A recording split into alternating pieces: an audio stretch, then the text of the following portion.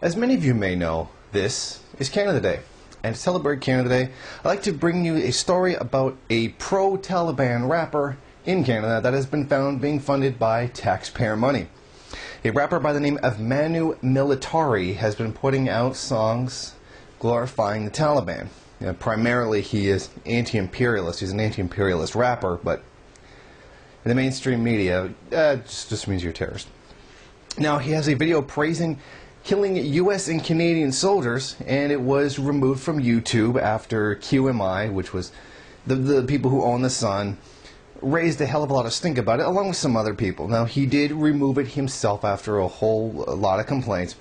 However, he still plans to go through with the official release on September 11th. Now, the video was about the Taliban building roadside bombs to defend their homeland against the invaders, the NATO forces. Now, this is what it says according to the article. Between 2008 and 2013, Manu Militari will have received $110,000 in grants for various projects from Music Action, a francophone arts promoting body that gets 75% of its $8 million annual budget from taxpayers through Heritage Canada. Private media companies like Cogeco and Astral Media cover the rest of its budget. Now, as you can expect, a lot of people were upset about this. A lot of media outlets and personalities in the public. The Heritage Minister, James Moore, took to Twitter and railed against it.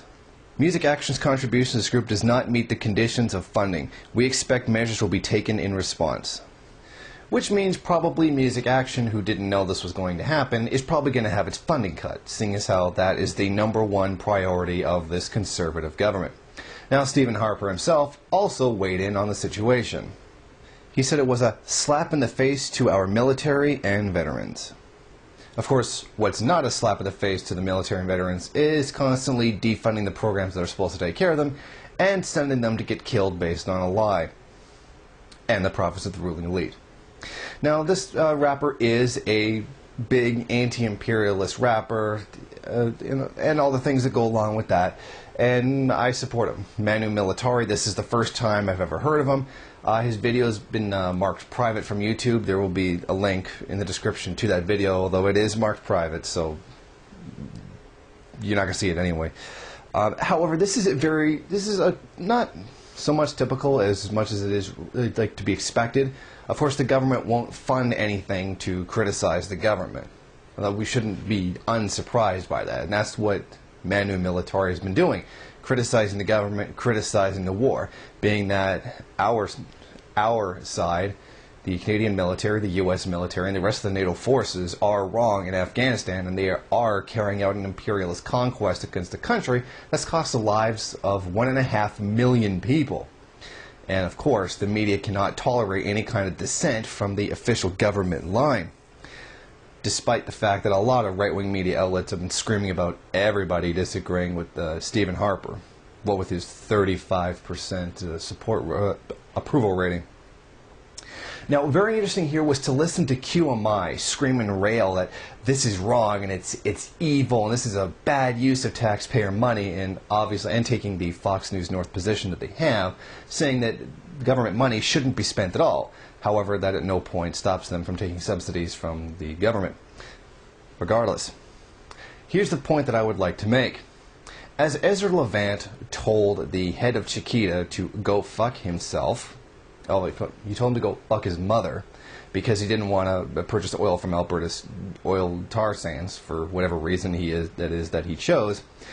He was reprimanded, and the company was reprimanded for saying that, the Canadian Standards Broadcast Council, and then whined all this garbage about freedom of speech and you're censoring me, aside from the fact that Sun TV voluntarily is a part of the Canadian Standards Broadcast Council, making them complete hypocrites for crying about it. But isn't that just so typical? Someone wants to tell someone who doesn't want to spend their money, violating the principles of free market capitalism, that you can do whatever you want with your money, by telling them to go fuck their mother, and stop criticizing someone for doing that is halting freedom of speech.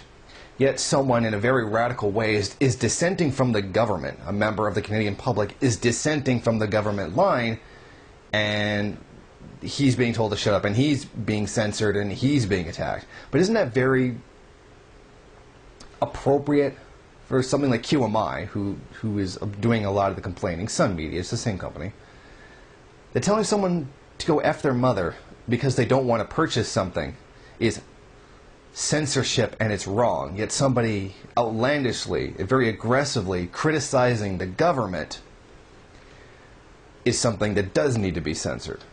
Now think about that. Think about that, all right-wing Canadians who are jumping on the bandwagon of Fox News North, that this is the kind of people you support. Insulting someone for not wanting to spend the money where they want to in violation of the free market capitalist ideal is wrong. But censoring someone who's disagreeing with the government is okay. Now just think about that when you call yourselves a bastion of free speech and that you're Canada's freedom fighter.